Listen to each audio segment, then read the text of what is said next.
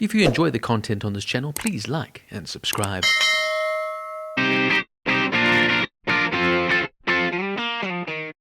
Godzilla x Kong: The New Empire is a 2024 American monster film directed by Adam Wingard, produced by Legendary Pictures and distributed by Warner Bros. Pictures. It is a sequel to Godzilla vs. Kong, released in 2021, and the fifth film in the Monsterverse franchise, also serving as the 38th film of the Godzilla franchise and the 13th in the King Kong franchise. The film stars Rebecca Hall, Brian Tyree Henry, Dan Stevens, Kaylee Hottle, Alex Ferns, and Fala Chen. All Henry and Hottle reprise their roles from the previous film. In the film, Kong encounters more of his species in the Hollow Earth and must unite with Godzilla to stop the tyrannical Skar King and the powerful frost-biting Shimo from invading the Earth's surface. Following the box office and streaming success of Godzilla vs. Kong during the COVID-19 pandemic, Legendary announced the sequel in March 2022, and that filming would commence later that year. In May 2022, it was announced that Wingard would return to direct, and Stevens had been cast as the lead. Filming began in July 2022 in the Gold Coast, Australia, and finished in November of that year.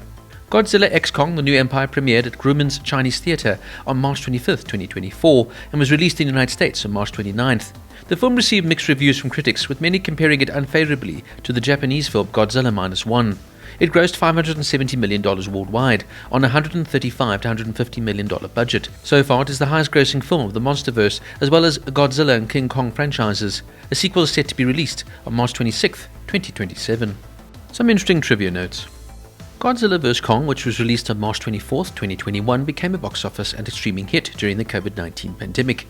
The film grossed $470 million worldwide, against a break-even of $330 million, becoming the most pirated film of 2021.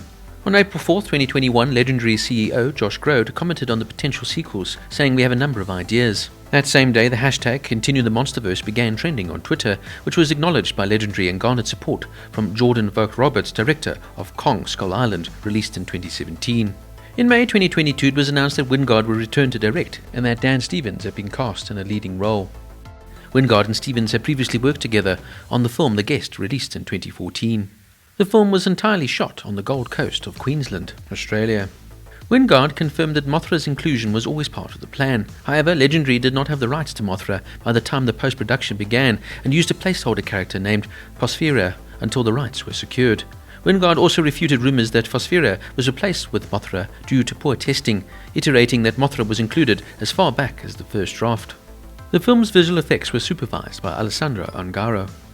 After watching the trailer for Godzilla -1, released in 2023, Wingard and Ongaro decided to pay tribute to the film by recreating a shot of the ground bursting beneath Godzilla's footfall in the film's Rome sequence.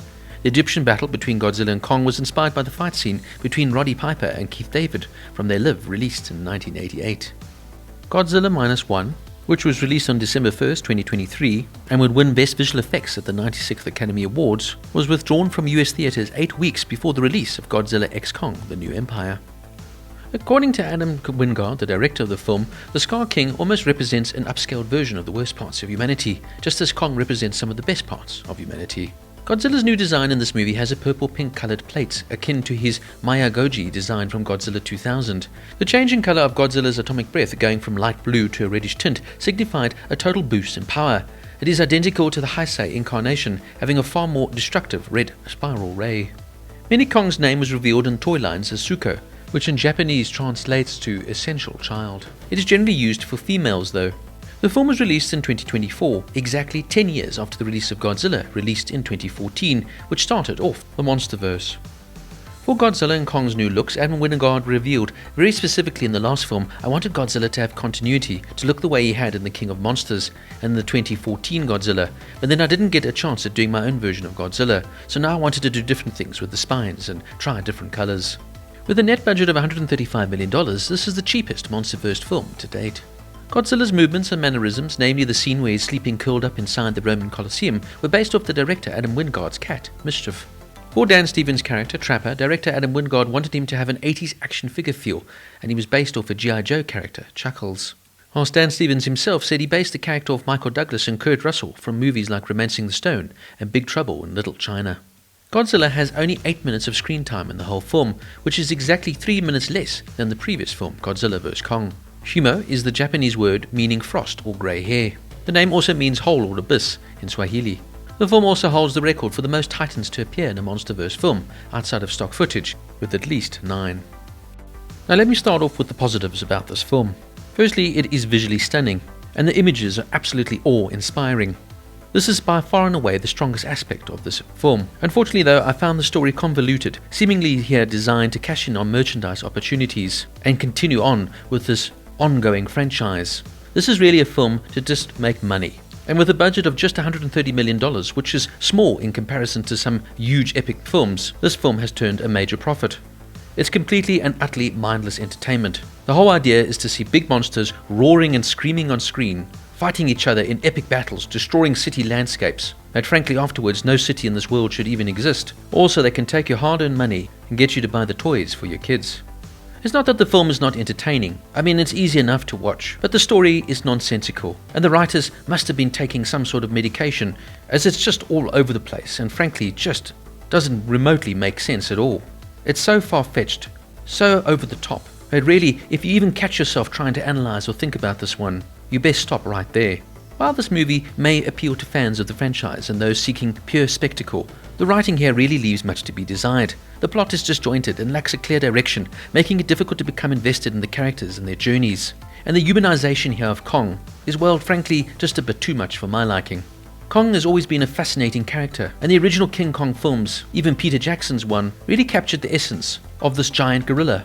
That yes, he was an animal and a beast, but there was so much more to his character. In this film though, they just lose the plot and make him frankly downright odd and sentimental, and almost nothing like a real gorilla. Also, if I never have to see a beast roaring and screaming out as if to prove how huge its strength is, that will be too soon. Despite the best efforts of the cast, acting really falls short of expectations. Look, it cannot be easy for actors to do this type of film. You really are a supporting cast member to the overall plotline, which really the main stars here are Kong and Godzilla. Rebecca Hall seems to be the most adept at this role, as of course she's done it before, and Dan Stevens is likable and charming, but really it is a waste to cast a talented actor in a role like this. Even Tyree Henry, who's so much better than this type of role, tries to sink his teeth into it, but just really goes nowhere. And the film tries to have a sort of deeper message about colonization, respecting one's nature and habitat. But then again, it's all lost when you see a huge monster fight destroying, for example, Rome or the Great Pyramids of Giza. It's just frankly over the top. Overall, this film feels like a missed opportunity by crafting a compelling narrative that would have elevated this film beyond a mere visual spectacle. For example, take the depth of a film like Godzilla -1, where the filmmakers treated the character with such respect and pushed forth a great narrative. Instead, this film prioritized merchandise potential and relies on mindless entertainment value, making it a disappointing experience for viewers seeking more substance. At the end of the day, it's done its job. It's made a lot of money. It's sold a lot of toys. So it's only a matter of time before we see Godzilla and Kong face off once again. Godzilla x Kong, The New Empire, gets a 5 out of 10.